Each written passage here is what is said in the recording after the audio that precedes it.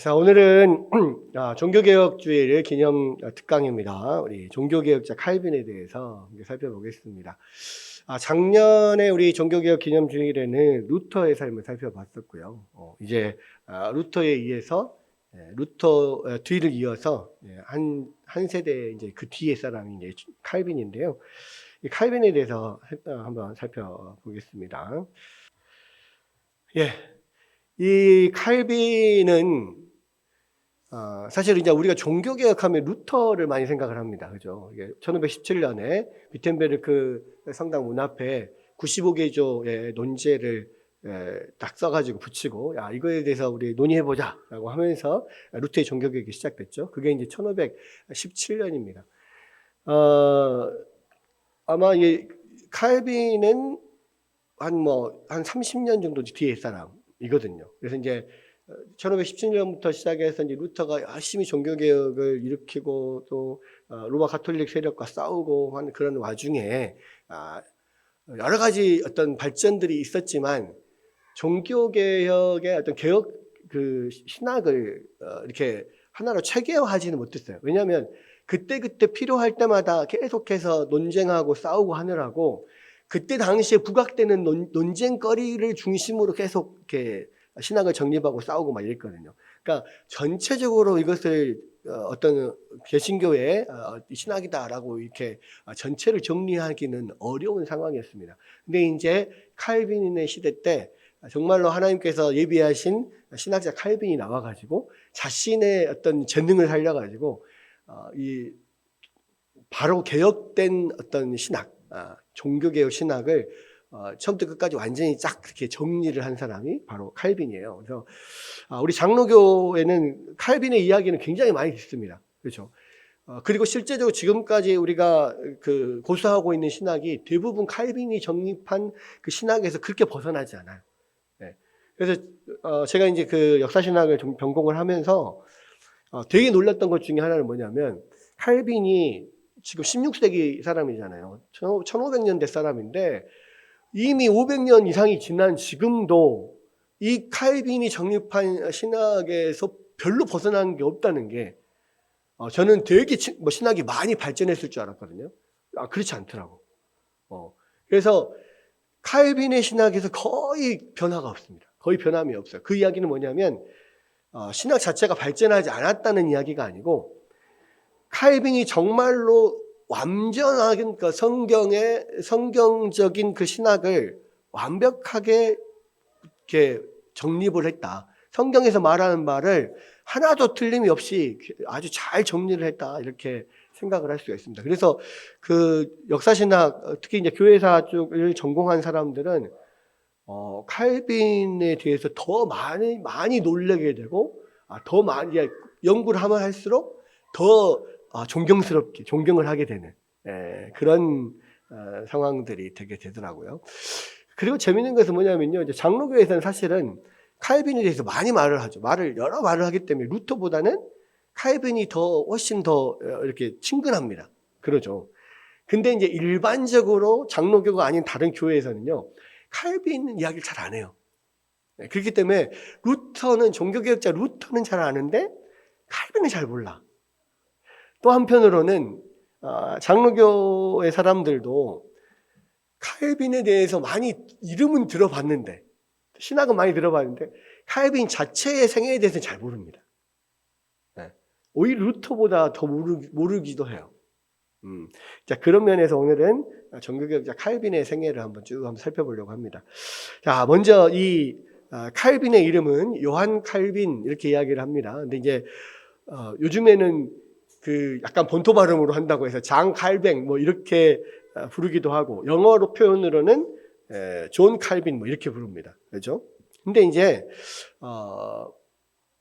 우리 신학교에서 우리 역사신학 교수님 중에 김광치 교수님이라는 아주 유명한 교수님이 계시는데, 그 교수님이 말씀하시는 바에 의하면 저도 이제 그 말씀에 동의를 하는데요. 모든 이름 중에서 요한 칼빈이라고 하는 게 맞다.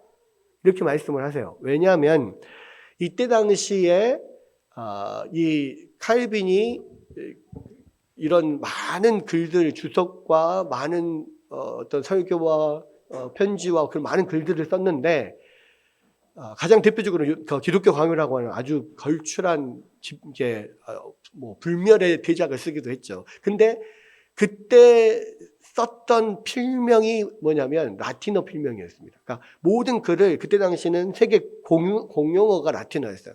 그러니까 모든 학문적인 글들은 라틴어로 다 썼고요.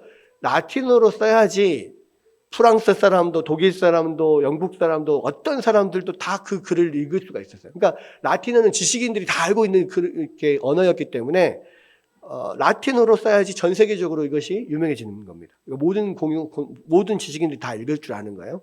그래서 이제 라틴어 필명을 사용을 했단 말이에요.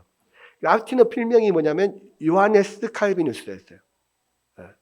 라틴어가 로마어잖아요. 그러니까 뒤에가 다 오스, 우스, 에스 이런 걸로 끝나거든. 그래서 요하네스 칼비누스였어요. 라틴어 이름이. 그렇기 때문에 이제 우리가 우스나 오스를 떼고 이름을 그냥 부르기도 합니다. 예를 들어서 아우구스티누스의 우스를 빼고 어거스틴 이렇게 부르는 것처럼. 예. 뭐 터툴리아누스라고 하는 초대 교부가 있어요.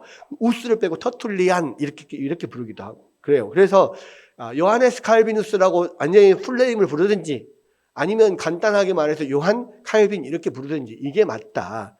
만약에 장 칼뱅이라고 만약 프랑스 사람이니까 프랑스식으로 부르자 라고 이야기를 한다면 장 칼뱅은 존 칼빈을 그러니까 영어식 발음인 존 칼빈을 프랑스식 발음으로 바꾼 거에 지나잖아요. 근데 프랑스어로 진짜 자기 그 칼뱅의 이름을 프랑스어로 부르려면 장꼬뱅이라고 불러야 돼. 네. 장 칼뱅이 아니라 원래 그 칼빈의 이름은요 장꼬뱅이에요. 네. 그렇기 때문에 존 칼빈, 장 칼빈, 장꼬뱅, 요한 칼빈 있는데 우리가 이름을 부를 때 요한 칼빈이라고 부르는 것이 맞다. 저는 그 교수님의 말씀에 동의를 합니다. 그래서 이제 요한 칼빈은요 종교개혁 2세대라고 할 수 있어요. 그러니까 한 30년 정도 루터보다 뒤에 활동했던 사람이다. 이렇게 보면 됩니다. 그리고 이 16세기의 프로테스탄트 신학, 즉 개신교 신학을 체계화한 사람, 집대성한 사람이다. 이렇게 보면 되고요. 루터가 종교개혁의 개척자라면 칼빈은 다양한 종교개혁의 교리들을 한데 묶어 체계를 이룩한 사려 깊은 사상가다. 그러니까 이 루터도 칼빈도 신학자였고 목회자였지만 루터는 그 신학을 가지고 최전선에서 논쟁하고 막 싸우고 그렇게 하면서 로마 가톨릭 세력으로부터 개신교, 종교개혁 세력들을 지키는 일, 싸우는 일을 이거를 했다면 앞에서 최전방에서 싸우는 그런 사령관이었다 이렇게 생각을 한다면 칼빈은 모든 이론적인 것을 다 집대성한 그런 사람이었어. 사상가였다. 이렇게 볼 수가 있습니다. 루터도 천재였고 칼빈도 천재였는데 약간의 기질들이 달랐고 주어진 임무가 좀 달랐다는 거죠. 자, 우리가 그렇게 볼 수가 있어요. 자, 우리 칼빈의 초기 생애를 보겠습니다. 1509년부터 1535년까지를 볼 수가 있는데, 이 1509년에 이제 이 칼빈이 태어났습니다. 필립 샤프가 이렇게 이야기했어요. 루터는 단단한 바위산을 다이너마이트로 폭파시킨 사람이라면 칼빈은 루터가 깬 바위에 글자를 새긴 사람이다. 루터가 그냥 그 다이너마이트, 종교개혁이라고 하는 다이너마이트로 그런 가톨릭에 대항해서 바위를 깨뜨렸다. 근데 그 바위를 깨뜨린 거에다가 하나하나 글자를 새긴 사람이 이 칼빈이었다. 뭐 그런 이야기, 재밌는 이야기인데요. 루터는 오랜 번민과 고통을 통해서 이신 칭의의 교리를 발견했기 때문에 이 교리가 항상 그의 신학을 압도하고 있었다. 그래서요, 루터를 따르는 루터교에서 모든 신학의 최고봉은 뭐냐면 이신칭의예요. 칭의교. 그래서 이제 사실은 그게 너무 강조가 되니까 많은 성경에 다른 중요한 교리들이 있는데 그것이 묻히는 경향이 있죠. 그런데 종교개혁 2세대인 칼빈은 칭의교리가 정말 중요한 교리이긴 하지만 그러나 기독교 신학을 잠식하는 것은 바람직하지 않다. 칭의교리 외에도 칭의교리를 통해서 로마 가톨릭으로부터 새롭게 벗어나고 또 잘못된 그런 로마 가톨릭의 그런 교리를 고치는 하나의 계기가 됐지만 그것만 성경이 말하는 게 아니라는 거죠. 그래서 그 칭의 교리, 이신칭의에 묻히는 것을 칼빈은 안타깝게 생각을 했고 성경 전체에서 말하는 어떤 이 바른 신학 이거를 좀 제대로 처음부터 끝까지 좀 설명을 하고 써보기를 원했어요. 그래서 사실 거기에서 기독교 강요라는 게 나오는 겁니다. 그래서 그 전에 여기 이제 뒤에서 보면 아시겠지만 기독교 강요 전에는 아까 말한 것처럼 논쟁이 되는 부분만 계속 그 이야기를 했단 말이에요. 그러다 보니까 군데군데 구멍이 뚫린 것들이 많아요. 근데 로마 가톨릭 신학은 오랜 세월에 걸쳐서 전체적으로 많은 곳에서 아주 탄탄하게 그 모든 신학이 딱 집대성되어 있단 말이에요. 우리가 가톨릭 신학자 중에서 제일 잘 아는 사람이 누구예요? 그 가톨릭 신학 전체를 이렇게 다 집대성하는 사람. 기억 안 납니까? 저도 갑자기 생각이 잘 안 나는데 그런 많은 그 교부들부터 시작을 해가지고 전체 어떤 가톨릭의 신학이 완전히 딱 완성이 되어 있는 상태였단 말이에요. 오랜 세월에 걸쳐서. 근데 이제 개신교는 그 가톨릭 신학이 잘못됐다. 구원론에서부터 출발을 했는데 구원론 하나만 잘못된 게 아니라 잘못된 게 여러 가지가 많은 거예요. 그렇죠? 이 삼위일체에 성모 마리아가 들어가는 것도 그렇고, 예를 들어서 이 성자에게 기도를 한다거나 또 어떤 성상을 만들어 놓고 그것을 섬긴다거나 이런 모든 것들이 잘못된 것들이 너무너무 많아요.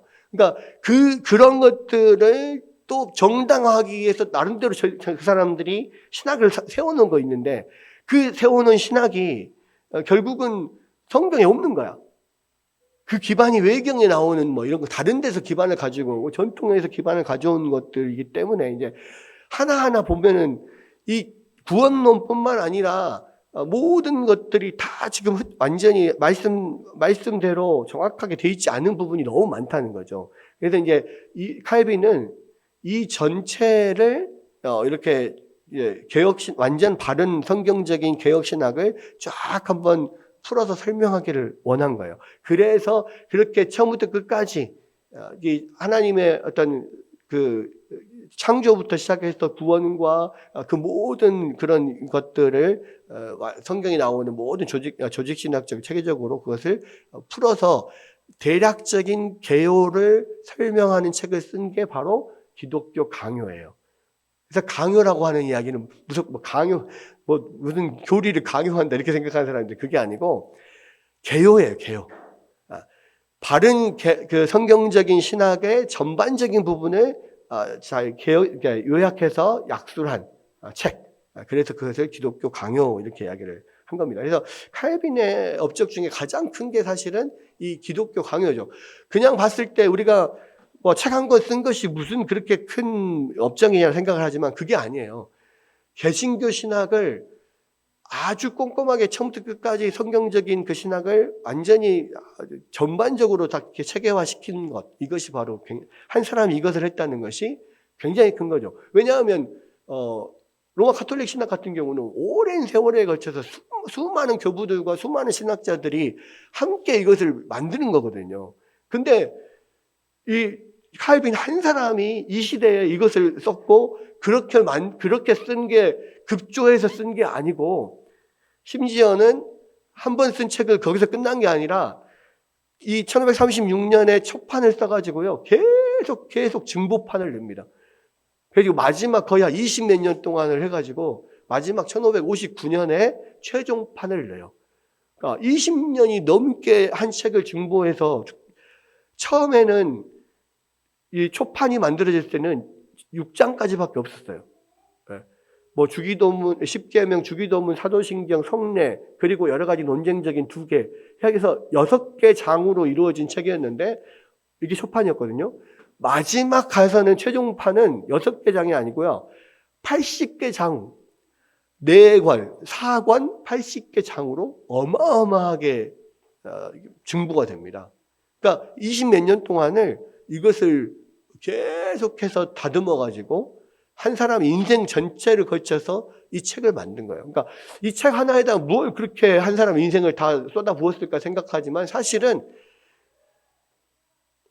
로마 카톨릭 같은 경우는 수천 년의 수많은 세월 동안 여러 사람들이 이것을 했지만 칼빈은 혼자서 이걸 한 거거든요. 근데 혼자서 이것을 20몇 년 동안 했는데 그 이후로도 지금까지 500년이 지난 지금까지도 그것이 거의 변함없이 바꿔지지 않을 만큼의 완벽한 성경 전체 이야기를 썼다. 그래서 굉장히 중요한 업적이다 이렇게 생각할 수가 있는 겁니다. 칼빈은 1509년 7월 10일에 프랑스 누아용이라고 하는 작은 마을에서 태어났어요. 이때는 이미 루터는 베텐베르그 대학에서 첫 강의를 마쳤을 때입니다. 아마 루터가 1840 몇 년인가? 1483년인가 아마 생긴가 그럴 거예요. 그래서 1517년에 지금 1517년에 뭐 종교개혁이 시작이 됐으니까 칼빈의 입장에서는 8살 때, 칼빈이 8살 때 종교개혁이 시작. 그러니까 한 세대 저 후의 사람인 거죠. 그래서 칼빈의 아버지인 제라르 코뱅은 이름이 제라르 코뱅이에요. 그러니까 그 아들은 장 코뱅이 맞죠. 제라르 코뱅은 중산층이었고 주교의 비서 또 참사회의 감독관이었습니다. 이 참사회는 뭐냐면 로마 카톨릭 교회의 어떤 행정을 담당하는 그런 회예요. 여기 안에서 행정, 사무, 회계 이런 걸 다 보는 실질적인 재산 같은 거 관리하고 하는 그런 회인데 거기에 감독관이니까 굉장히 중요한 어떤 조직을 가지고 있는 거죠. 그렇기 때문에 나름대로의 어떤 영향력을 발휘할 수 있었어요. 그래서 칼빈의 학비 조달을 위해서 2개의 교회의 직분을 확보합니다. 그러니까 교회 직분은 뭐냐면 교회 직분에 따라서 녹봉이 주어지거든요. 월급이 주어져. 그래서 아들 이름으로 2개의 그 직분을 하나 따놔요. 그러니까 자기가 참사관 감독관이니까 요것을 할 수가 있는 거야. 그래서 아들이 어렸을 때부터 계속해서 그 교회 직분에 따른 월급을 평생 동안 받을 수 있게 만들어 놓은 거야. 예. 그게 이제 사실은 칼빈의 일생 동안에 이 학교 다닐 때까지 그런 학비를 조달할 수 있고 생활비를 조달하는 하나의 원천이 됐죠. 그리고 이제 이 칼빈의 아버지는 이 성직자가 되는 것이 이 당시에는 가장 명예롭고 좋은 직업이었기 때문에 칼빈이 공부를 잘했거든요. 그러니까 사제가 되도록 이렇게 계속 밀어준 거예요. 그래서 그때 당시에 최고의 대학인 파리 대학에서 사제가 되기 위해서 신학 공부를 하도록 칼빈을 파리로 보냅니다. 그래서 거기서 이제 공부를 하게 되는데 파리 대학에서 공부를 하면서 당시에 이제 지금 한참 그 종교 개혁들이 일어나가지고 로마 카톨릭 측과 개혁자들 사이에서 많은 논쟁들이 있었잖아요. 그런 신학 논쟁들을 통해서 이제 접하게 되고 듣게 되고 그때 이제 위클리프나 후스나 루터 등의 어떤 종교 개혁자들의 가르침을 알게 됐죠. 그러나 이제 후에 칼빈이 회고하는 바에 의하면 나는 그때까지도 교황청의 미신에 매달려 있었다. 그러니까 이때도 자기는 이제 뭐 어떤 개혁 신학을 완전히 동의한 게 아니고 회심한 게 아니었던 거예요. 그리고 이제 1528년에 만 19세에 문학 석사 학위를 획득을 합니다. 이 파리 대학에서. 근데 이제 문제가 생깁니다. 어떤 문제가 생기냐면 아버지 제라르 코뱅이 누아용 참사에서 쫓겨나게 돼요. 그러면서 이제 이 아버지가 더 이상은 교회 안에서 뭔가 영향력을 미칠 수가 없게 되니까 아버지가 또 이제 그때 당시에 어떤 나름 시세나 뭐 상황들을 잘 아는 사람이었어요. 근데 이제 딱 보니까 이제는 신학은 좀 저물고 법률가가 앞으로 전망이 있을 것 같아. 그러니까 이제 이 칼빈에게 신학 그만두고 법대로 가라. 법대로 가라. 그래서 법학을 공부할 것을 종용을 해서 칼빈이 법학을 공부하려고 오르레앙과 부르주 대학에서 법학을 공부하게 되는데 또 여기도 그때 당시에 엄청 유명한 법학자들이 여기 다 있었어요. 그래서 B.S. 데스톨이나 안드레아 알치아티 같은 사람들이 있는 대학에 가서 유명한 법률학자 밑에서 법학을 공부하게 됩니다. 그리고 1532년 만 23세로 법학 석사 학위를 획득을 해요. 근데요, 이게 그러니까 하나님의 부르심에는 후회함이 없어요. 하나님께서 우리의 인생을 인도하시는데 절대로 잘못된 길로 인도하지 않아요. 칼빈이 신학을 공부하다 졸지에 법학을 공부하게 된 것은 아버지 때문에 그랬단 말이에요. 근데 신학 석사 학위도 따고 아버지 때문에 법학 석사 학위도 따요. 학위를 따고 그만큼 전문가가 됩니다. 근데 이제 나중에 이것이 결과적으로 칼빈이 제네바에서 종교개혁 지도자의 역할을 할 때 이게 엄청나게 도움이 돼요. 왜냐하면 종교개혁이라고 하는 것이 어떤 교리적인 부분에 잘못된 것만 고쳐나가는 게 아니라 거기에 맞춰서 모든 예배의식과 또 법률 조례, 어떤 교회 헌법과 그 모든 것들을 법률적인 부분들, 어떤 제도, 조직, 이런 것들도 다 정비를 해야 되거든요. 그랬을 때 이때 배웠던 법학 그런 법률 지식이 칼빈에게 엄청난 도움이 된 거죠. 그러니까 사실은 어찌 보면 칼빈의 입장에서는 아니 내 뜻도 아니고 괜히 아버지의 뜻에 따라서 신학을 공부했다가 법학을 공부했다가 이랬다 저랬다 계속 하게 돼요. 내 인생이 왜 자꾸 이랬다 저랬다 하냐 이렇게 생각할 수도 있지만 결국은 하나님이 나중에 그를 통하여서 어떤 신학을 집대성하고 또 교회의 어떤 조직이나 법률 같은 것을 만들고 조직하도록 하는 능력을 갖도록 하기 위해서 하나님이 이 일을 준비하시고 인도하신 거였다는 거예요. 그래서 우리도 마찬가지입니다. 우리 삶에서요, 많은 경우에 전공과 관계없이 직업을 선택하는 경우도 많잖아요. 많은 경우에. 근데 사실은 그러면 그 앞에서 공부했던 것은 아무런 필요가 없냐? 그렇지 않아요. 하나님 나라에는 쓰레기통이 없다. 우리가 그런 이야기 많이 하는데 언젠가는 쓰이게 돼. 하나님이 꼭 필요하니까 그러한 부분들을 이렇게 공부를 하게 하시거나 경험을 하시게 하는 거거든요.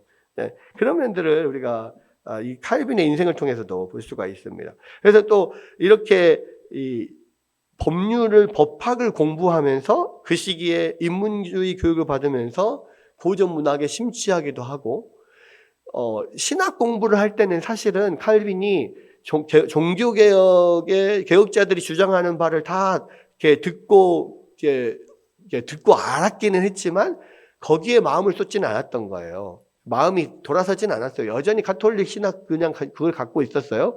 근데 법학 공부를 하면서 인문주의 여러 가지 교육을 받으면서 더 점점점 이게 인문주의하고는 개혁주의가 연결되어 있잖아요. 그렇기 때문에 생각이 조금씩 변화가 있게 된 거죠. 네. 그리고 이때 1532년에 세네카의 관용론 주석을 출판할 정도로, 그러니까 그냥 공부를 한 게 아니라 이 칼빈은요, 자기가 공부한 내용을 잘 정리해서 책으로 써내는 그런 능력이 아주 탁월한 사람이었어요. 그래서 자기는 평생 동안 공부하고 책 쓰고 이런 거를 하기를 원했던 사람이에요.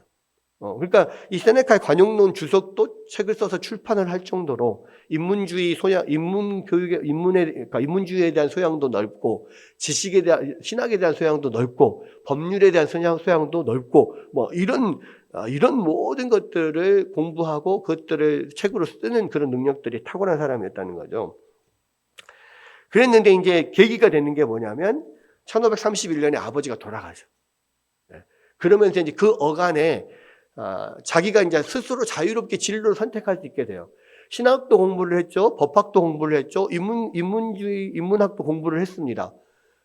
그랬을 때 이제 스스로 아버지가 이래라 저래라 안 하니까 혼자 고민을 하겠죠. 나의 진로 어떻게 가야 될 것인가 고민을 하는 그런 과정에서 결국 중단했던 신학 공부를 다시 하기를 원했고, 그래서 파리로 돌아와서 신학을 공부를 합니다.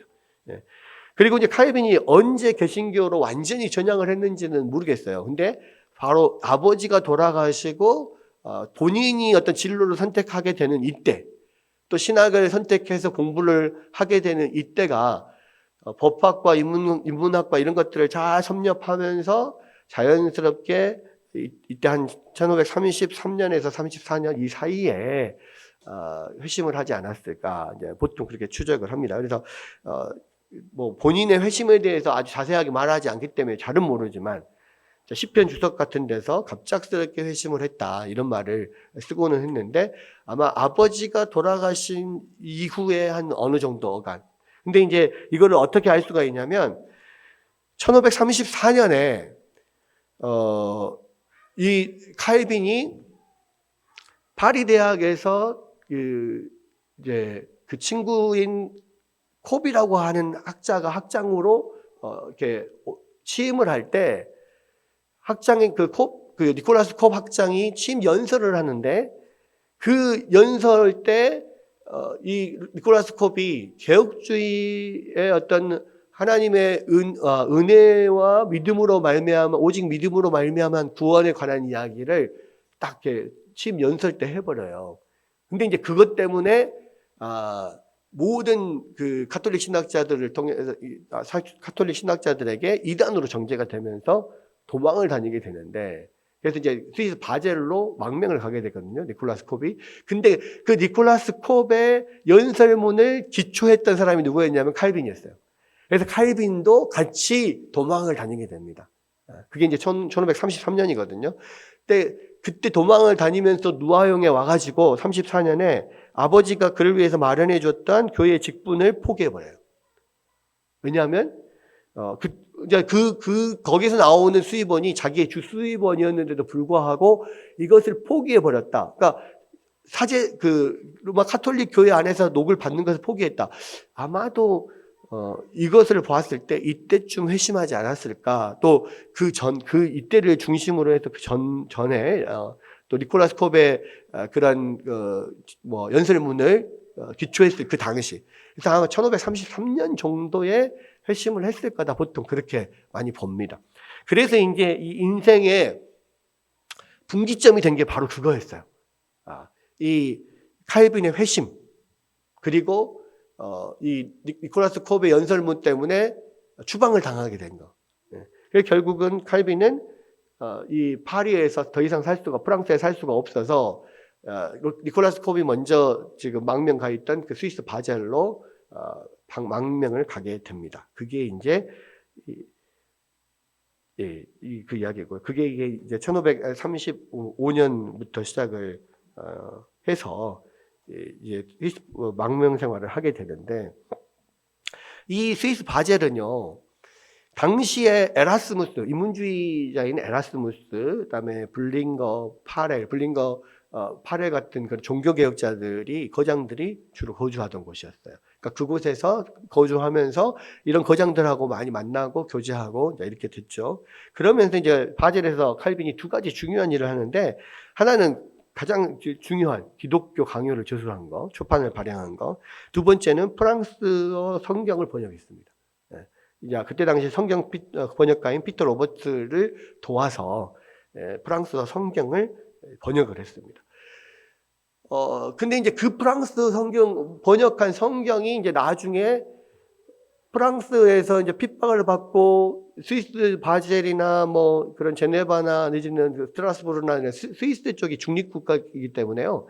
거기로 많이 망명을 갑니다. 피난민 생활을 거기서 많이 하게 되는데, 그곳에서 모여있던 그런 프랑스 사람, 그러니까 기독교인들이 이 칼빈이 번역한 이 성경책을 가지고 예배를 드리고 신앙생활을 하게 되는 거죠. 그런 일들이 일어나게 되는데, 칼빈은요, 아까 말씀드렸던 것처럼 학문과 저술의 소명을 받았다고 생각을 해요. 그러니까 자기는 어떤 종교개혁자로서 종교개혁 지도자로서 활동을 하기보다는 그런 책들을 써내면서 신학을 집대성하고 이렇게 하면서 학문적으로 그 사람들을 뒷받침하기를 원했죠. 이게 자기는 글을 엄청 잘 쓰니까 1년에 한 권씩 책을 써버려요. 이렇게 엄청난 실력 가지고 있는 사람입니다. 이제 그렇기 때문에 이제 그게 자기의 소명이다 생각을 했는데, 그래서 종교개혁 지도자가 아닌 평온한 환경에서 성경 연구와 조수를 하기를 원했어요. 뭐 바젤에 도착하기 전에 그렇게 프랑스 정부 당국의 눈을 피해서 도망 다니는 그 상황에도 책을 써요. 바젤에 도착하기 전에 죽은 자들의 영혼의 부활 이전 상태에 관한 소논문을 작성을 합니다. 그러니까 이게 칼빈의 입장에서는 연구를 하고 책을 쓰고 하는 것이 자기의 소명이기도 하고 재미기도 하고 가장 큰 즐거움이고 낙이에요. 그런 재능을 가졌어요. 그리고 이제 이것과 동시에 이제 한 가지 자기가 계속 하고 싶었던 게 뭐냐면, 아까 말한 것처럼 개신교 관점에서 기독교 신앙 전체에 관한 개요를 요약 저술을 하는 것을 이걸 꼭 해야 되겠다, 이것이 꼭 있어야 되겠다, 그렇게 생각을 하고 자기가 그걸 하려고 했던 거예요. 결국은 이게 바젤에 가서 그곳에서 있는 2년 동안에 그 책을 완성을 해내죠. 그게 이제 기독교 강요 초판인데, 이때 당시만 해도 당시에 긴급한 논쟁에 의해서 작성된 대부분의 신학교 개신교 저술들이 어떤 문제되고 있는 것만 다뤘는데, 어떤 삼위일체나 성육신 등 다른 기초교리를 거의 취급하지를 못했어요. 그래서 기독교 강요 출판을 계획하고 저술하고 출판을 하게 됐습니다. 그래서 1536년 3월 바젤에서 기독교 강요 초판을 발행하게 됐는데, 이때가 만 26세였어요. 우리는 이제 이걸 보면서 한 자괴감을 갖죠. 내가 26살 때 뭘 했던가. 칼빈은 이 세계 역사에 길이 남을 대작인 기독교 강요를 성경 전체에서 말하고 있는 또 이 기독교 교리를 집대성을 하는 이 작품을 썼는데, 이런 생각을 우리가 하잖아요. 근데 그러니까 천재인 거예요. 천재죠. 천재적인 어떤 소양과 글 쓰는 재주와 뭐 이런 걸 가지고 있는데, 36년 바젤에서 기독교 강요 초판을 발행하고 그 다음부터 계속 20몇 년 동안을 계속 증부판을 계속 냅니다. 그래서 이제 초판은 총 6장으로 이루어져 있는데, 십계명, 사도신경, 주기도문, 이게 이제 루터 때부터 시작해서 모든 여러 가지 그 요리문답서 있잖아요. 거기에 주 골자가 뭐였냐면 십계명, 사도신경, 주기도문, 그리고 성례, 이런 거였어요. 그러니까 여기 똑같이 그런 어떤 구성으로 썼다가, 그리고 마지막 2장은 로마의 잘못된 성례들과 기독교인의 자유에 관한 어떤 개신교의 입장을 포함해서 총 6장으로 만들어서 이렇게 출판을 했는데, 이 책은 출판되자마자 커다란 반향을 불러일으킵니다. 전 세계적인 완전 그 전 세계적인 스타가 돼버려요. 그러니까 왜냐하면 이 책이 라틴어로 저술이 되어 있으니까, 아까 말한 것처럼 라틴어는 세계 공용어라고 그랬잖아요. 전 세계의 모든 개신교도들이 좀 이런 책이 하나 있었으면 좋겠다 늘 생각을 했거든요. 그러니까 카톨릭하고 계속 싸우는 논쟁적인 부분은 나름대로 신학이 정리가 돼 있는데, 기초적인 여러 가지 기본 교리들에 대해서는 개신교적인 입장에서 정리가 안 돼 있어서 너무너무 이런 책이 나오기를 바랬어요. 근데 이 26살의 이 청년이 이거를 총망라하는 책을 딱 펴서 내버린 거예요. 그것도 왜 또 더 전 세계적으로 순식간에 팔려나갈 수 있었냐면, 책이 두께가 한 요 정도 됩니다. 요 정도 되는데, 그 책자 자체가 조금 크기가 작아서 그때 당시에 어떤 좀 큰 주머니 같은 데다가 쏙 집어넣을 수 있게 돼 있었어요. 그러니까 이게 들고 다니다 보면 들키잖아요. 가톨릭 신학자들이나 신부들한테 들키게 되니까 발견되면 이렇게 곤란한데, 주머니에 쏙 들어가니까 그냥 비밀리에 가지고 다니고 또 전달해주고 사고 뭐 이렇게 할 수가 있어. 그렇기 때문에 아주 쉽게 숨길 수 있는 그런 크기로 이루어져 있어서 순식간에 다 팔려나가 버린 거예요. 그래서 9개월 만에 발행한 모든 것이 다 매진돼 버립니다. 그래가지고 완전히 지금 말하면 거의 밀레니엄 셀러 약간 이런 아주 대박난 그런 작품이 된 거고, 이 책 하나로 전 세계의 칼빈의 이름이 알려지게 된 거예요. 그 책을 읽어보니까 이거 엄청난 지식과 소양을 가지고 쓴 책이니까 와, 이거 이런 작가가 있었어? 막 이렇게 된 거죠.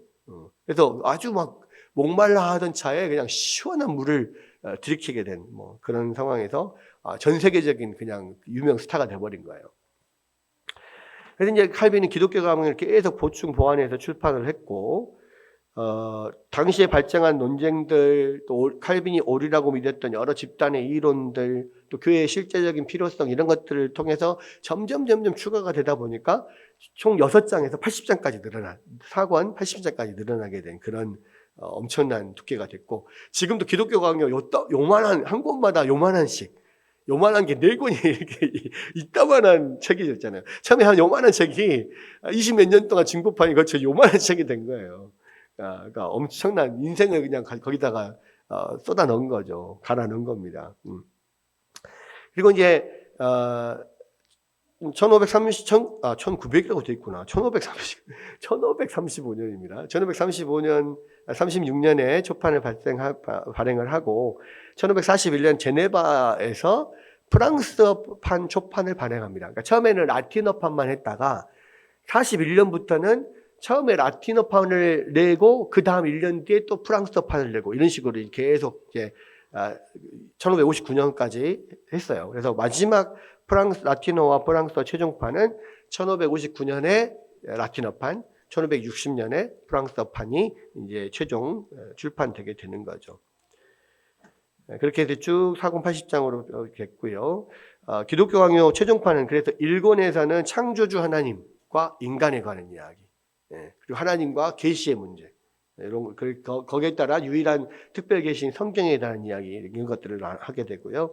2권에서는 이제 구속주 하나님은 우리를 창조하셨을 뿐만 아니라 창조한 인간들이 타락을 했을 때 하나님 다시 그것을 구원하시기 위해서 역사하시는 분이다. 그래서 그 구원하시기 위한 계획으로 독생자 예수 그리스도를 내려 보내시고 예수 그리스도를 통해서 어떻게 이루어지는지, 처음에는 그 계획이 구약을 통해서 알려졌다가 그 다음에 신약시대 예수 그리스도 이후에는 예수 그리스도를 통해서 우리에게 그런 하나님의 계획, 구속의 계획이 알려졌다. 뭐 이런 것들을 다룬다는 거죠.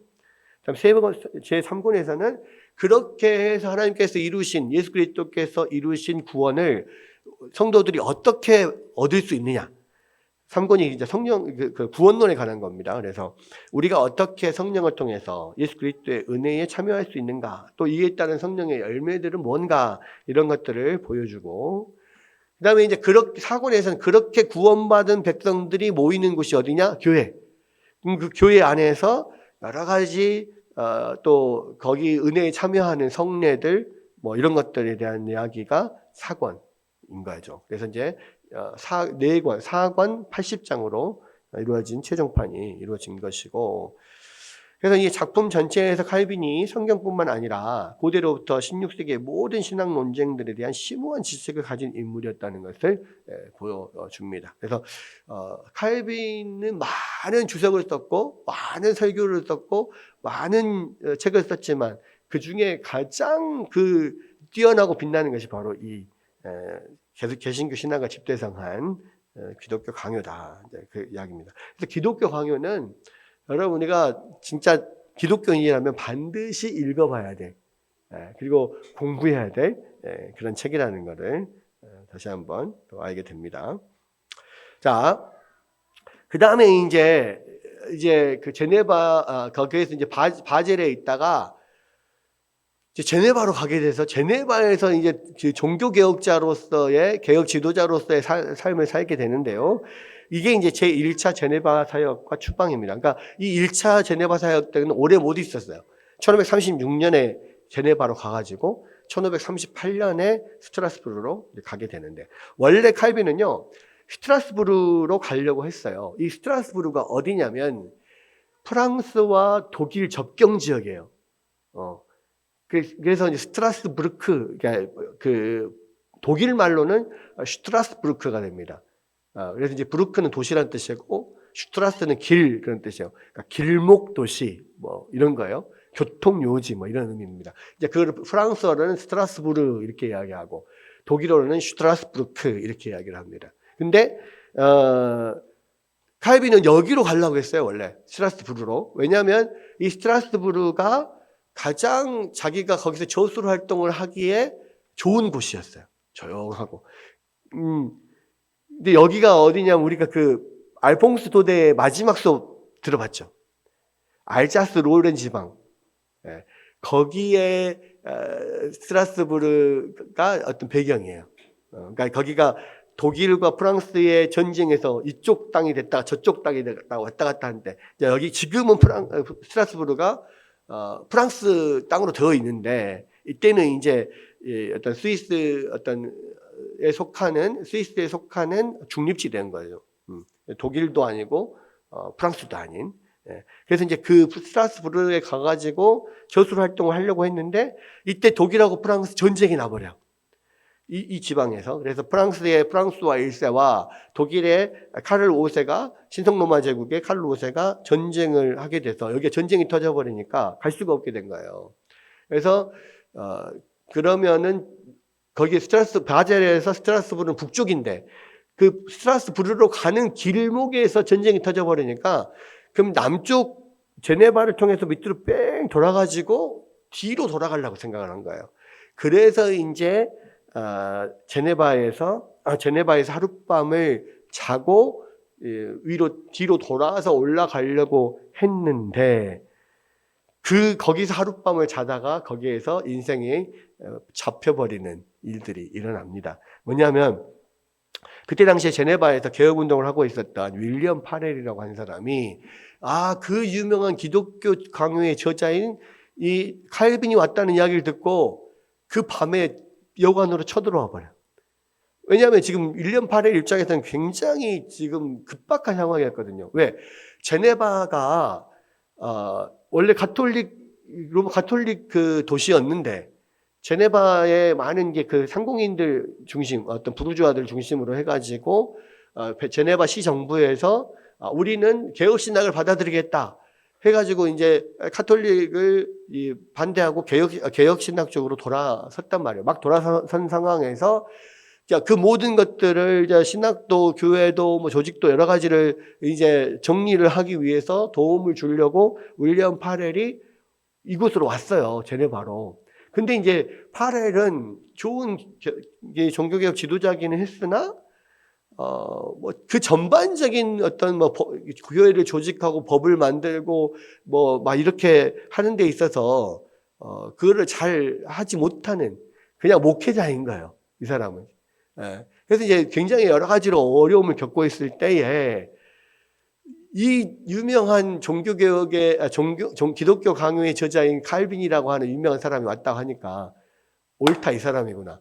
이 사람을 도움을 받아야겠다 하고 파렐이 찾아와가지고 밤새도록 칼빈을 설득을 합니다. 파렐이 그 칼빈보다 15살 정도 연상이거든요. 근데 칼빈은 점잖은 사람이니까 막 열변을 토하면서 칼빈이 여기서 나와 함께 해야 된다고 막 열변을 토하는데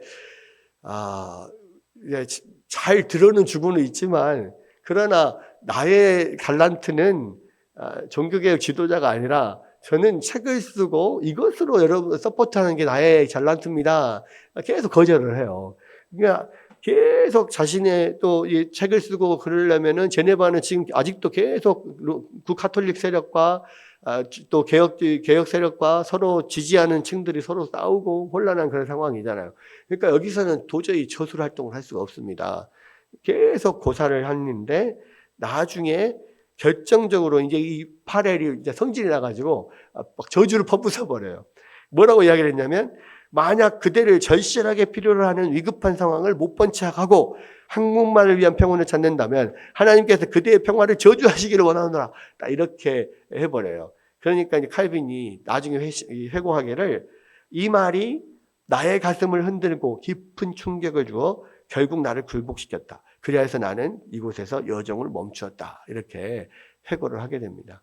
그러니까 이게 어떨 때는 그 어떤 한 사람이 나에게 했던 그 충고 한마디가 나의 인생을 바꾸는 경우가 있거든요. 그것이 진짜 하나님의 말씀처럼 들릴 때가 있거든요. 근데 하나님께서 이 파렐의 그 음성을 통해서 우리 칼빈의 그 완전 인생을 바꾸는 그러한 결정을 내리게 만들어 버린 거죠. 그래서 이제 알았다. 그러면은 내가 파렐을 도와서 그러면 이 종교개혁, 제네바에서 종교개혁을 내가 돕겠다. 이렇게 결정을 했어요. 근데 사실은 이제 칼빈은 성격 자체도 막 전면에 나서는 성격이 아니란 말이에요. 그래서 처음에는 파렐을 보조하는 역할만 하려고 했어. 근데 이제 또 그게 안 돼. 왜냐면 그의 어떤 뛰어난 신학적 통찰력과 또 법률에 대한 조회, 또 개혁을 위한 어떤 열정, 뭐 이런 것들이 칼빈이 워낙에 그런 것들이 능력이 뛰어나다 보니까 결과적으로는 오히려 파렐보다 칼빈이 15살이나 어린, 그것도 이제 뭐 30대도 안 된 그런 칼빈이 제네바 개혁의 어떤 중심 인물이 되어버리게 된 겁니다. 그래서 이제 파렐이 오히려 칼빈의 협력자가 돼서 이제 제네바를 또 이렇게 개혁을 하기 시작을 하는데, 이제 문제는 뭐냐면, 이제 파렐과 칼빈이 같이 협력을 하면서 아주 이제 본격적으로 교회 개혁을 시작을 하자. 사실은 그 개혁이라고 하는 것이 제네바의 어떤 모든 정치적인 상황들과 또 어떤 교회의 상황들, 그 다음에 교회 성도들의 어떤 생활들, 뭐 이런 모든 것들이 다 하나하나 관여하게 되거든요. 새롭게 조직도 짜야 되고, 새롭게 법도 정해야 되고, 뭐 여러 가지가 복잡한 것들이 많아요. 그러다 보니까 그냥 와서 그냥 처음에는 파렐이나 뭐 다른 개혁자들은 뭐 그런 것들은 뭐 제도적인 면에 손을 안 대는데 설교만 하는데, 이 젊은 이 칼빈이라는 사람 와가지고 이제 막 뭐 제도, 여러 가지 제도들, 생활들, 성도의 뭐 생활까지도 다 하나하나 간섭하고, 뭐 이걸 다 이렇게 해야 된다라고, 말씀대로 이렇게 해야 된다고 하니까 부딪히게 되는 거죠. 싫은 거죠. 그래서 결과적으로는 아직도 여전히 남아있는 로마 카톨릭을 지지하는 세력들이 있고, 또 종교개혁자들을 지지하는 세력들이 있는데, 그 종교개혁을 지지하는 사람들 중에서도 자기들 건드니까 또 싫어. 그러다 보니까 결국은 많은 그 부르주아들이 불평을 하기 시작하면서 결정적으로는 교리의 치리 문제하고 파문할 권리와 관련해서 충돌이 발생합니다. 그러니까 지금 완전히 종교개혁이 되려면 단순히 그냥 개신교식으로 예배만 드려도 될 문제가 아니라, 이 교회 안에서 죄를 짓고 잘못하고 있는 사람들에 대해서 그것을 징벌하고 치리할 수 있는 권한이 있어야만 사람이 바뀌어야 교회가 바뀌는 것이지, 그냥 교회 체제만 바뀐다고 해서 끝나는 문제가 아니다. 계속해서 칼빈은 이야기를 하는 거죠. 그래서 하나님의 말씀대로 살지 못하고 있는 사람들에 대해서 치리하고 권면하고 권징할 수 있는 권한을 교회에게 줘야 된다. 계속 이야기를 하니까 그건 싫은 거예요. 그리고 그 사람들을 계속해서 그런 것들을 삶을 주관하고 뭐 벌을 주고 내지는 뭐 상을 주고 하는 그런 모든 내용들이 정치적인 문제인데, 왜 그걸 교회에서 관여하려고 하냐? 그것은 하나의 어떤 그 교회의 권력처럼 느껴지잖아요. 그러니까 이제 서로 부딪히니까 결과적으로는 충돌이 발생해서 이 제네바 의회에서 이 칼빈을 추방을 합니다. 제네바, 더 이상 칼빈 당신은 여기서 우리와 함께 할 수 없어. 그래서 그냥 나가시오. 이렇게 해버려요. 근데 이제 그러면 윌리엄 파렐은 남아서 계속 우리와 함께 협조를 해주시면 좋겠습니다 했는데, 파렐도 아니 자기가 변화되려고 하지 않은 사람들을 내가 어떻게 종교개혁 지도를 할 수가 있겠느냐, 나도 싫다. 그래가지고 파렐도 칼빈과 함께 제네바를 떠나게 됩니다. 이제 제네바를 떠나서 이제 어디로 가게 되냐? 1538년부터 41년까지 3년간을 원래 칼빈이 가고 싶어 했던 스트라스부르로 가요. 그래서 이제 거기서 학자와 주술가의 삶을 살려고 스트라스부르로 향하는데, 이게 자기는 조용히 그곳에서 책 쓰고 공부하고 학문 연구하고 이렇게 하려고 했어요. 근데 하나님은 그 칼빈을 절대 가만히 안 놔둬요. 책을 조용히 이렇게 학문을 연구하고 책 쓰려고 딱 스트라스부르로 갔더니 그곳에 많은 프랑스 피난민들이 있는 거예요. 근데 거기서 보니까 프랑스에서 신앙의 박해를 피해서 도망 나온, 피난해 온 많은 프랑스 사람들이 한 500여 명의 그 프랑스 피난민들이 있어서 마침 거기 갔더니 이제 그 스트라스부르의 개혁 지도자였던 마르틴 부처라고 하는 분이 칼빈에게 아니 당신이 프랑스 사람이고 그만한 또 역량이 있는 사람이니까 이 갈 곳을 잃은 이 앙떼와 같은 프랑스 이 성도들을 어떻게 버려두고 당신 혼자 유유자적 책 쓰고 그렇게 살라고 하여 이 사람들을 섬기시오. 그래 가지고 이 프랑스인 교회의 목사가 돼서 약 500명의 성도들을 섬기게 되었습니다. 근데 이때 이제 마틴 부처의 많은 영향을 받게 되는데 이 목회 경험을 통해서 결과적으로는 이 제네바에서 실현하게 될 건진과 교회 행정과 예배 모범 등을 구체적으로 확립하는 밑거름이 되는 거죠. 그러니까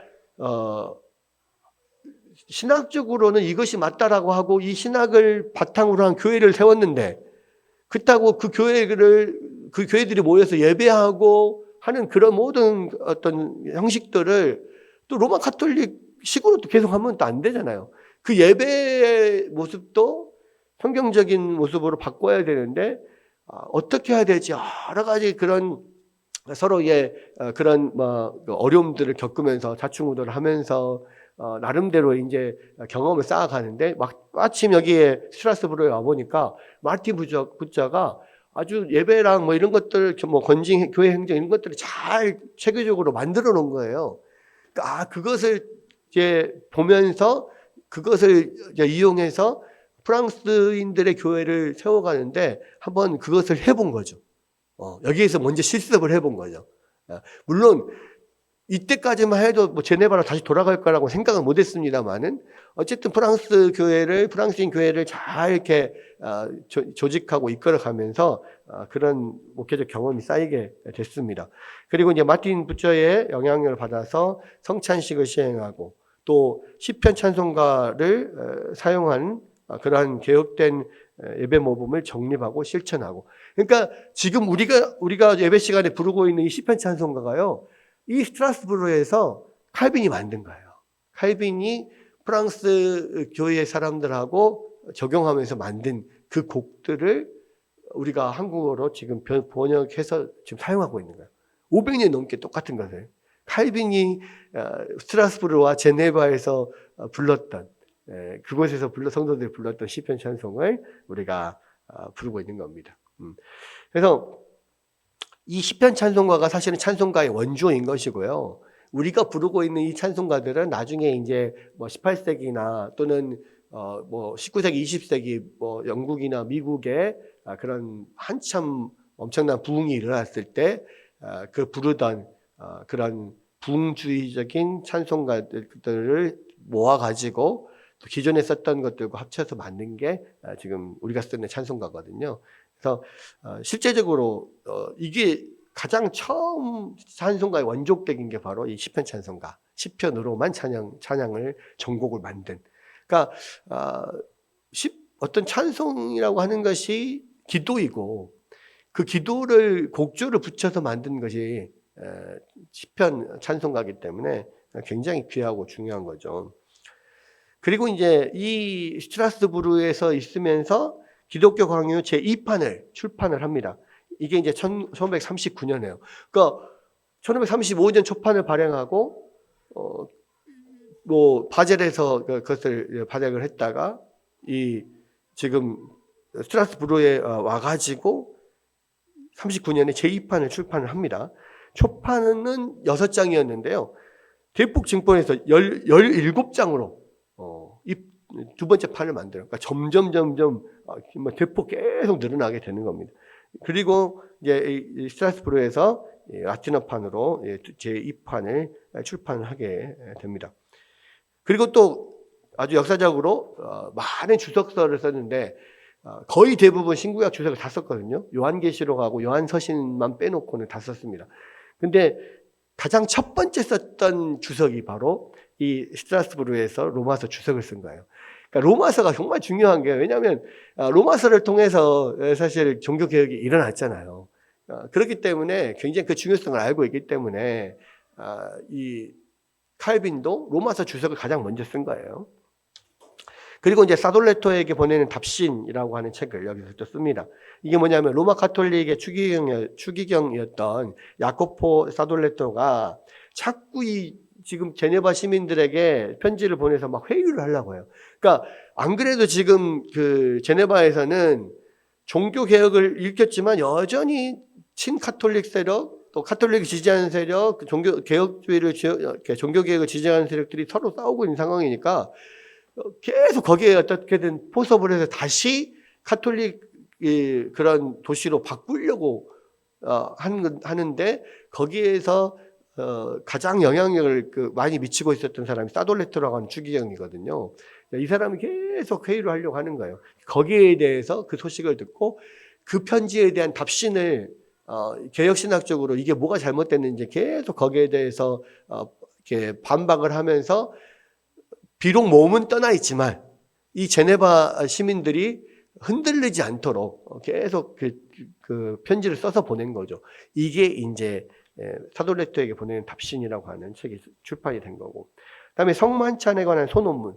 성찬에 대해서 루터파와 쯔빙글리파가 서로 이렇게 싸우고 있을 때 중재를 하는 소논문을 여기에서 또 써서 출판을 하기도 합니다. 이게 짧은 시간인데 한 3년 정도의 시간인데 벌써 이런 많은 책들도 써내고요.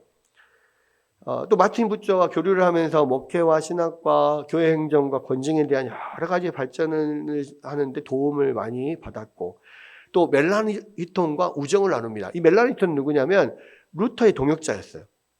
같은 비텐베르그에서 그 신학을 가르치는 교수인데 좀 젊은 친구예요.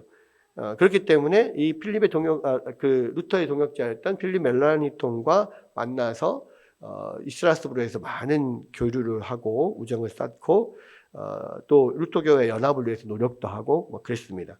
또 결혼도 해요.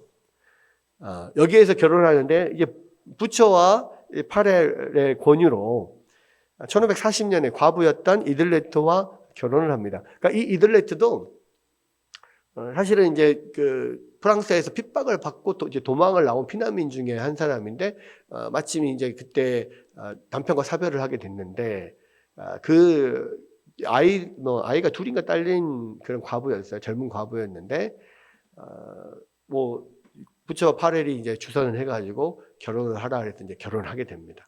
근데 1540년에 결혼을 해서요. 사실 결혼 생활이 오래 가지는 못해요. 나중에 9년 뒤에 1549년에 이들레트가 병으로 죽게 되거든요. 그리고 뭐 그 사이에서 여러 아들 뭐 자녀들도 있는데 자녀도 그때 당시에는 병으로 어렸을 때 많이 죽고 뭐 그러잖아요. 그리고 이제 그렇게 해서 아주 한 9년간을 행복하게 결혼 생활도 하는데 이들레트가 죽고 난 다음에는 그냥 독신으로 살아요. 예. 그냥 나는 또 하나님께서 주신 이 사역을 열심히 해야 되니까 또 독신을 살게 되고 뭐 그렇습니다. 어쨌든 이 칼빈이 스트라스부르에 머무른 1538년부터 41년까지 3년간은 그의 생애 중에 가장 행복한 기간이었다. 보통 이렇게 평가를 합니다. 자, 그럼에도 불구하고 그 마음 가운데 계속 그 제네바에 대한 마음이 남아 있어요. 그러다가 그냥 참 가슴 아프게 생각하고 하고 있었는데 그러다가 이제 제네바 상황이 바뀌면서 제네바 시정부에서 다시 칼빈이 와주십시오. 더 이상 우리끼리 못하겠으니까 당신이 와서 다 정리해 주십시오.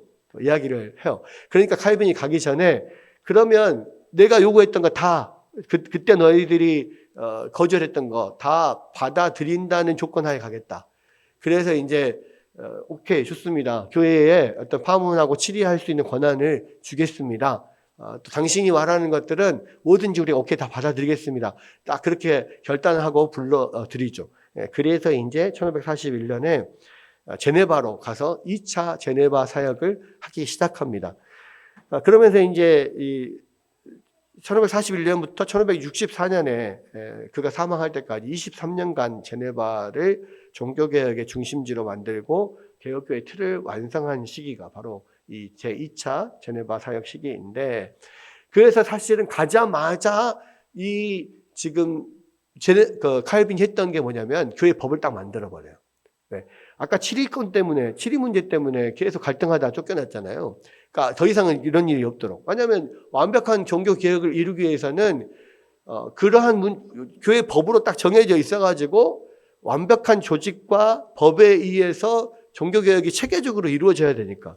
그리고 지금 이제 스트라스부르에서 지금 마틴 부처가 해놨던 것들을 보면서 또 실습도 다 해봤고 어떻게 가야 될지를 다 알고 있잖아요.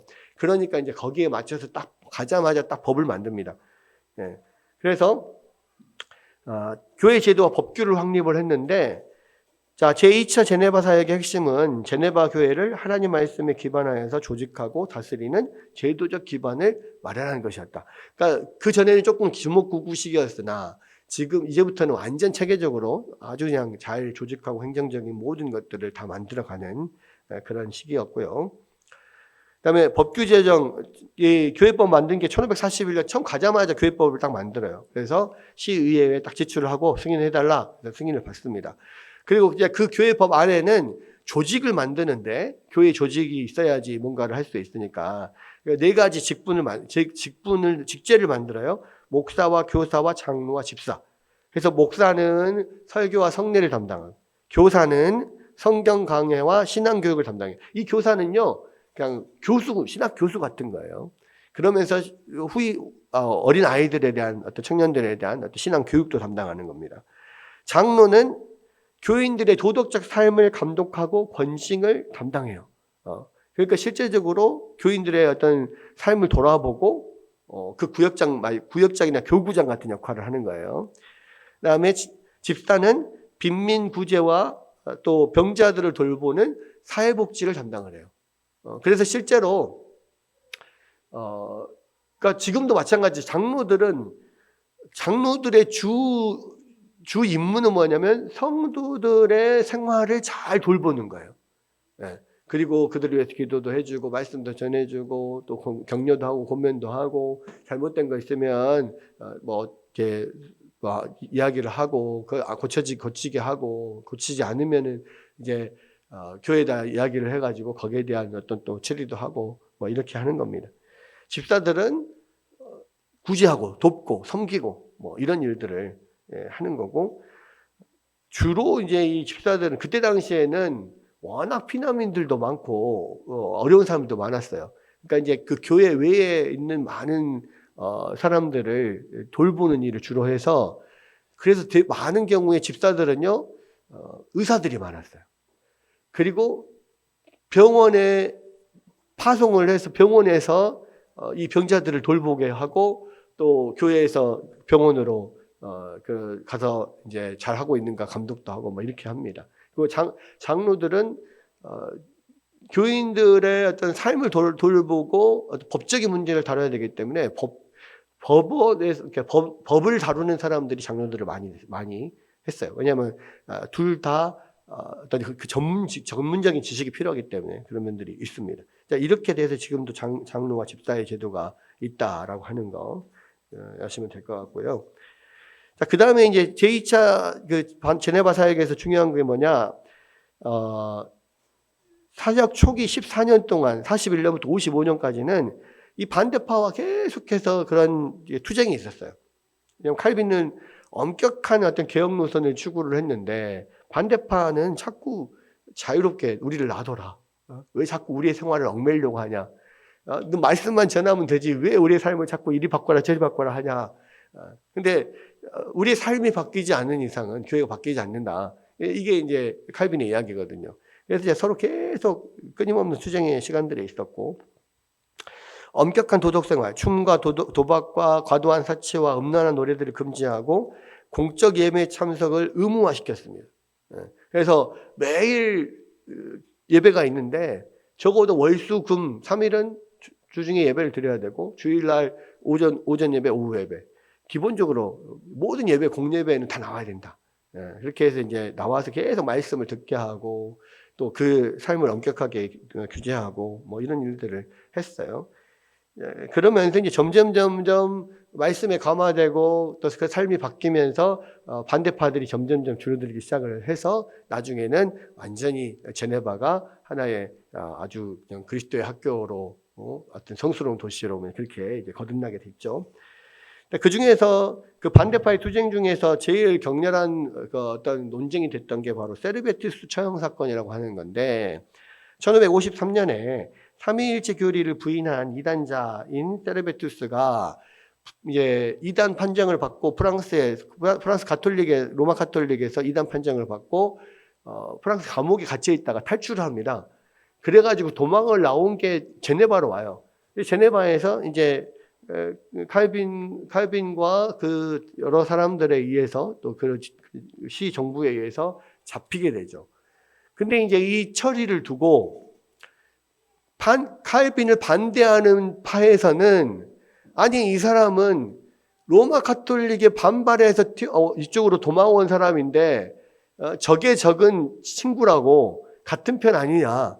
그러니까 이 사람을 놔줘야 된다 이렇게 생각을 하는데 이제 칼빈이 봤을 때는 이 사람은 로마 가톨릭의 신학으로도 이단이지만 우리의 신학으로 봐서도 이 사람은 이단이다. 아니 삼위일체를 부인하는데 어떻게 이 사람이 이단이 아니냐. 그래서 이제 이 사람을 처벌해야 된다. 처형해야 된다. 이렇게 주장을 한 거예요. 결과적으로는 이제 그렇게 부딪히다가 다른 많은 종교 개혁자들에게도 편지를 보내고 해서 모두가 다 이 사람을 화형시켜야 된다. 자, 처형을 해야 된다. 해가지고 결국은 그러한 소견으로 이 칼빈이 시정부에 이야기를 하고 시정부는 칼빈의 이야기를 들어서 시정부에서 이 세르베투스를 화형을 시킵니다. 이거에 대해서 이제 그 후에 막 그 논란이 많죠. 막 이 칼빈이 사람들을 이렇게 많이 죽이고 화형시키고 이런 사람이다. 막 이러면서 그런 사람이 주장한 신학을 우리가 받아들여야 되냐 이러는데 그때 당시에 세르베투스를 처형할 때요. 칼빈은 화형은 너무 고통스러우니까 그냥 차명으로 해달라 이렇게 건의를 했어요. 근데 시정부에서 아니다. 지금 현재 그때 당시에 모든 이단에 대한 처형은 벌은 화형이다. 그렇기 때문에 화형을 해야 된다 해서 화형을 한 거거든요. 그러니까 이 칼빈에게는 뭔가 사형을 시킬 수 있는 권한이 없어요.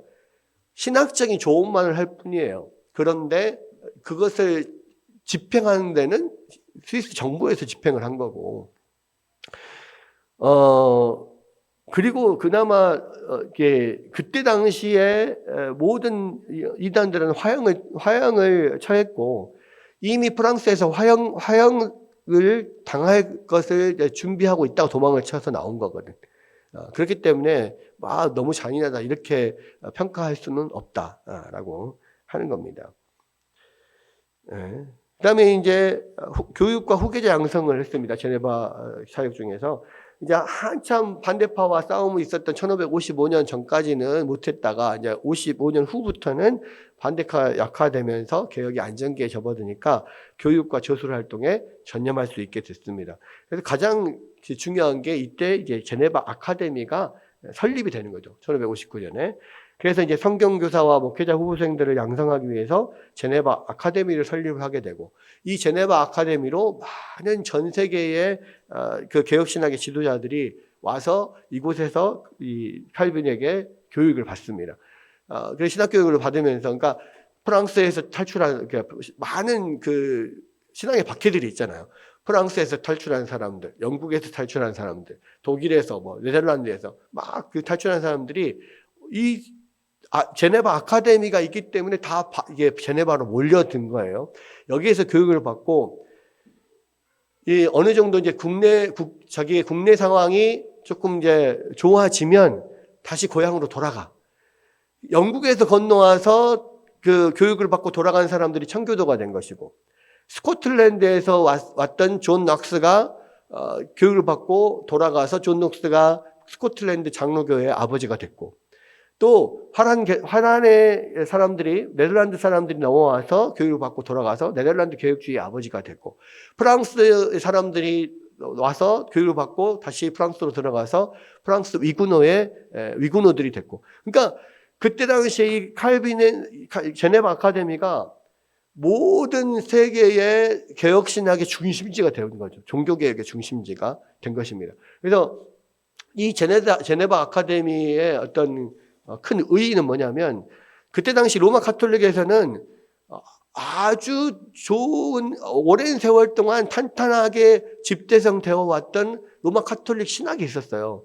그 신학을 대체하는 만한 것이 칼빈의 기독교 강요였고, 이 로마 가톨릭에서는 오랜 세월 동안 아주 중요한 신학의 그런 어떤 산실이 되어 있는 좋은 대학들, 신학 대학들이 있어요. 그게 이제 파리 대학, 소르본느 대학, 뭐 이런 대학들이거든요. 근데 이 대학들에 대응해서 종교개혁의 모든 그런 교육의 산실로서 역할을 한 게 제네바 아카데미예요. 그러니까 이 어떤 그 개혁주의 신학을 전 세계적으로 이렇게 어떤 확산시키는데 가장 중요한 신학을 체계화시키고 그 신학 교육 기관을 만든 사람이 칼빈이죠. 그래서 칼빈 이 세대의 그 다음 세대에 그 미친 영향은 어마어마하기 때문에 그 이후에 모든 종교 개혁자들을 칼빈주의자라고 이야기를 하는 거예요. 칼빈을 통하여서 그 신학을 배우고 가서 칼빈의 신학을 확산시켰기 때문에, 그래서 칼빈주의다 이렇게 이야기를 합니다. 그리고 이제 지속적인 저술과 설교를 하면서 전 성경 전체를 강의에 주석을 했고, 기독교 강의 최종판을 출판을 했고, 그래서 이제 1564년 만 55세로 사망할 때까지 제네바에서 말씀 사역과 입법자, 치리자로서 개혁교회의 기틀을 가졌고, 그의 사역은 개혁파 교회와 장로교회의 신학적 제도적 뿌리가 되었습니다. 그래서 지금까지 이 칼빈의 신학이 이 모든 종교개혁자들의 어떤 뿌리가 되었고, 지금 현재 모든 개신교의 뿌리가 된 것이 바로 칼빈의 신학이고, 또 칼빈이 세운 이 제네바 아카데미다. 그래서 칼빈 하는 거예요. 칼빈을 빼고는 그 이후의 세대의 모든 개신교들이 탄탄하게 설 수가 없었던 거죠. 그런 면에서 칼빈은 하나님께서 세우셔서 그 역할을 하게 한 참 놀라운 인물이다, 이렇게 볼 수가 있습니다. 예, 뭐 잠깐 한 시간 안에 이것을 하기가 쉽지는 않지만, 그래도 칼빈에 대해서 우리가 좀 잘 알아볼 수 있는 시간이었던 것 같습니다. 여러분들, 하나님께서 이렇게 역사하시고 이 사람을 사용하셔서 지금의 우리가 있게 하셨다는 것을 기억하고, 우리 종교개혁 기념 주일에 다시 한번 또 우리의 믿음의 선배들과 하나님께 감사하는 시간들 됐으면 좋겠습니다. 기도하겠습니다.